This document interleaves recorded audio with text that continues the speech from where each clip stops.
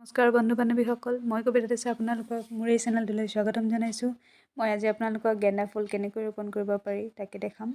পুলিকেইটা মই বজাৰৰ পৰা কিনি আনিছোঁ আৰু মই টাবত লগাম। প্ৰথমে টাবটো কলপটুৱা দি লৈছোঁ, কাৰণ কলপটুৱা দি ল'লে ড্ৰেইন হ'লকেইটা বন্ধ হৈ নাযায়। সেইকাৰণে আপোনালোকে শিলগুটি দি ল'বও পাৰে, অন্যথা অন্য কিবা দি ফুটাকেইটা বন্ধ কৰি ল'ব পাৰে।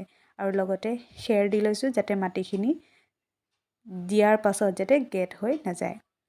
এনেকৈ খেৰবোৰ দি লৈছোঁ, যাতে পানী দিলে তলফালে ভালদৰে ওলাই যাব পাৰে, নহ'লে মাটিৰ এটা গেট বহি যায়।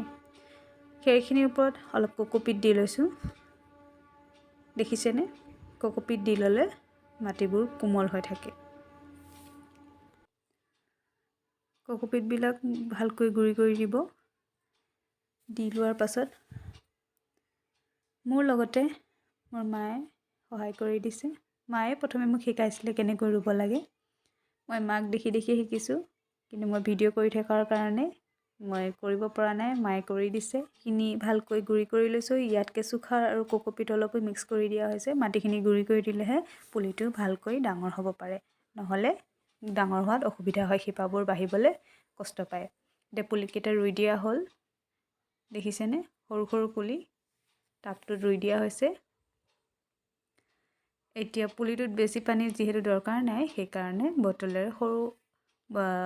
বটলটোৰে অকণমান স্প্ৰে কৰি দিয়া হৈছে, যাতে পুলিটোৰ গুৰিটো অকণমান ঠন ধৰে। পুলিকেইটাত এনেকৈ পানী দিয়া হ'ল, দেখিছেনে? পানী কেনেকৈ দিয়া হৈছে।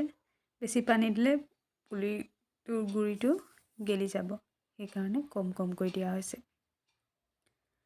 পুলিকেইটাত বহুত বেছি ৰ'দৰ বৰ্তমান প্ৰয়োজন নাই, সেইকাৰণে বেছি ৰ'দৰ ঠাইত নথ'ব, ছাঁ জেগাত ৰাখিব।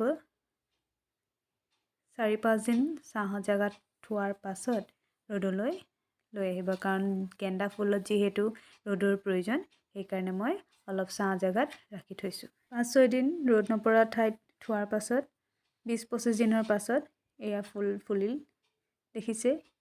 ধুনীয়াকৈ ফুলিছে। মই কি সাৰ দিলোঁ, কি নাই দিয়া সেইটো ভিডিঅ' কৰিব লগা নহ'ল। ইয়াত কোকোপিটে দিয়া হ'ল আৰু কেঁচুখাৰ অলপ মাজতে দি দিছিলোঁ, দেখিছে? ফুলবোৰ এপাহ এপাহকৈ ধুনীয়াকৈ পাহি মেলিছে, সুন্দৰভাৱে ফুলি উঠিছে।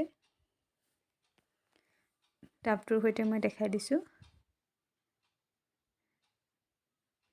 এনেকৈ টাবত দিলে আপুনি বৰষুণ নপৰা ঠাইত ৰাখি থ'ব, তেতিয়া বেছি দিনলৈকে ফুলপাহ ধুনীয়া হৈ থাকিব, নহ'লে পাহিবিলাক সৰি পৰে।